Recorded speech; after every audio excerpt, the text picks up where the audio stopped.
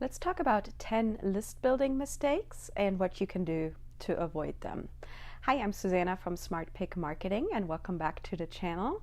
I hope you find this helpful as we dive into some very common list building mistakes that both Tracy and I have made in the beginnings, that a lot of the people we work with, that we coach, have made, and what you can do to avoid them. So list building and email marketing are really important to any online business. They're really the cornerstone of your marketing, of your outreach, how you connect with your audience, how you get them to know, like, and trust you. So it's important to grow that part of your business as quickly as you can, as big as you can, and make it the best that it can be. And you can grow faster by avoiding the following mistakes. This is by no means an exhaustive list, but I hope it will be helpful. So let's run through these 10 list building mistakes, starting with mistake number 1, not having a clear strategy. If you don't have a clear strategy of what you want to do with your list building and email marketing, how will you be able to tell whether it's successful or not? How will you be able to tell if you're making progress in the right direction? So having a good goal is really important. It kind of is your roadmap to success. Without it, you can end up being scattered and ineffective. And our best tip here is to set a SMART goal for yourself. So you get very specific there. If you have some questions about how to set SMART goals, we did a couple of videos about this previously on the channel that you can find.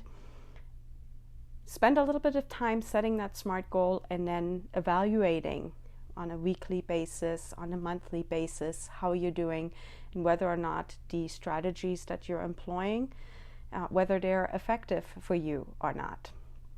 Mistake number 2 is ignoring your target audience. Do you know right now exactly who you're speaking to when you send out an email? Do you know who you're trying to attract to your list?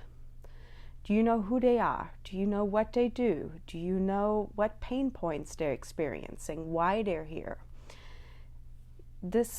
One of the reasons it's important to do this is because it allows you to send very targeted, very specific content that speaks directly to you, to them. If you ignore your target audience, you end up generating generic content that doesn't work very well. So our tip here is to take a look at your data, take a look at Google Analytics, take a look at the data within your autoresponder service. We'll talk about that a little bit more further on, but see what you can figure out about the people that you're currently attracting. Make sure that is who you want to work with, who you want to build your business around.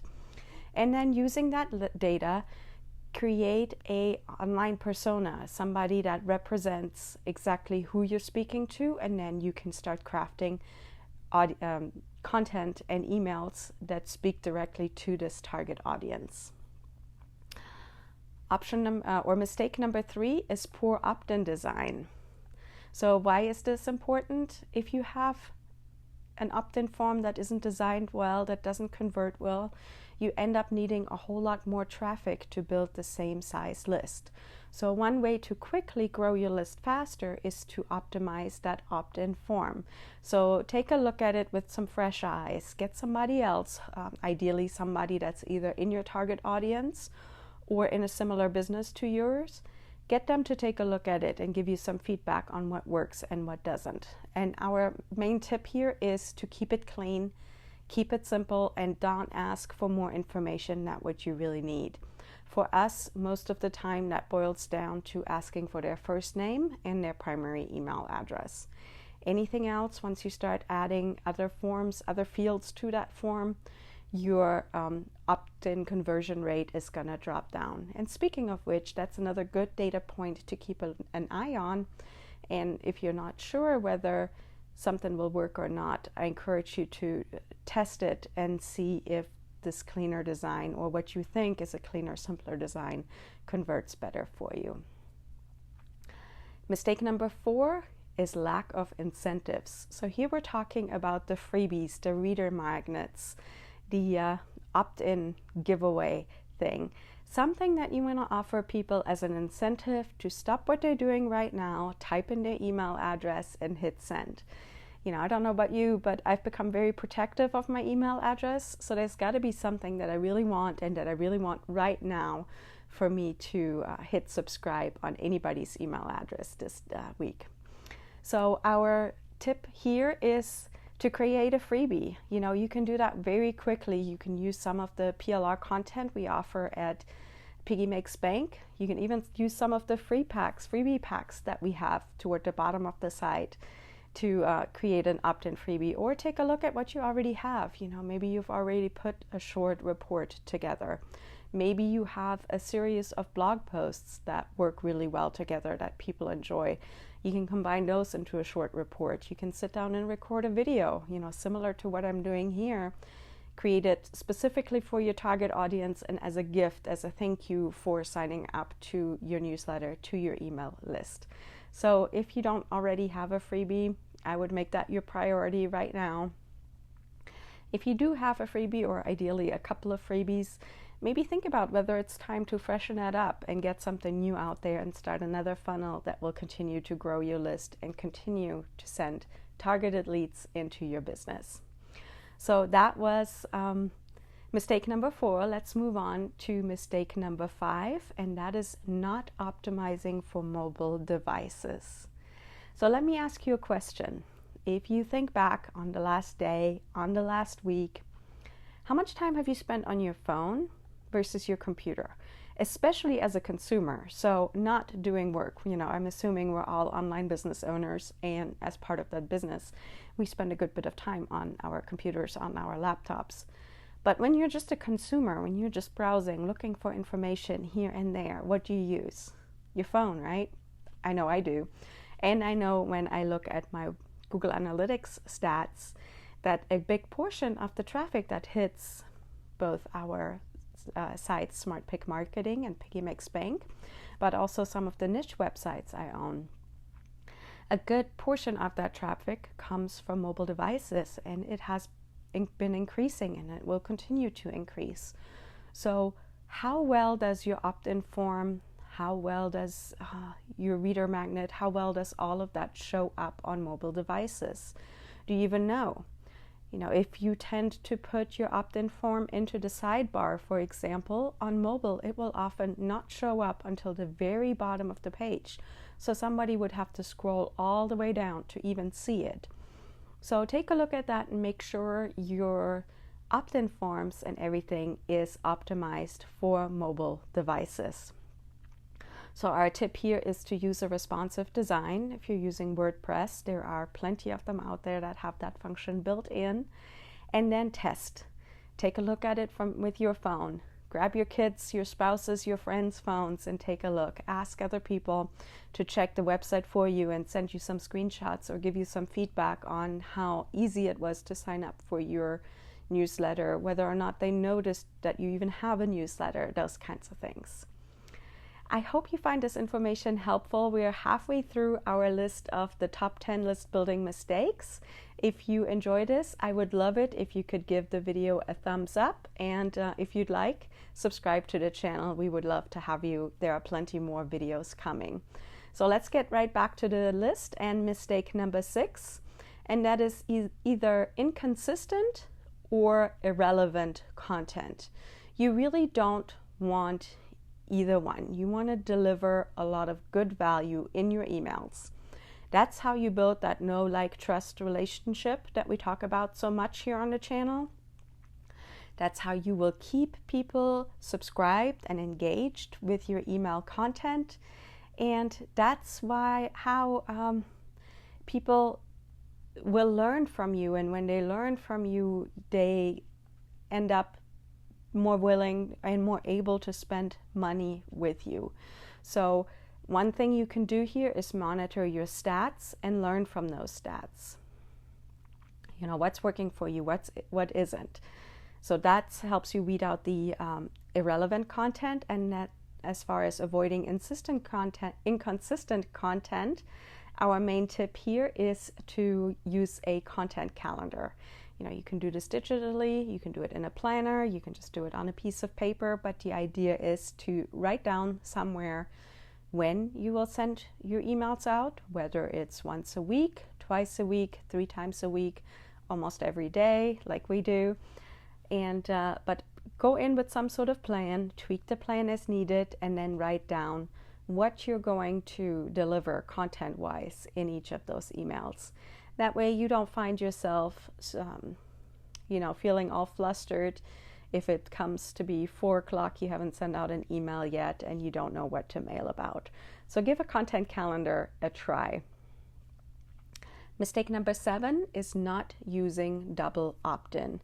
So if you're not familiar with single opt-in versus double opt-in is when you sign up for somebody's list and then you immediately get an email asking you to confirm your subscription. That's the double opt-in process. And it's almost standard. There's a lot of legislation out there in various different countries and regions that highly encourage you to use the double opt-in process. And we do as well.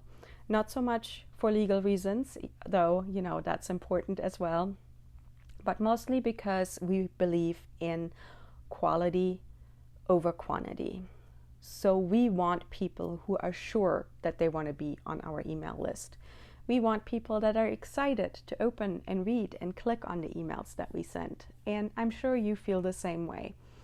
So go ahead and embrace the double opt-in if you haven't already. I encourage you to change your mindset if you're really stuck on having the biggest list possible. And yes, a single opt-in will help your list grow faster. But what good does that do you when in the end you don't have any more people opening your emails?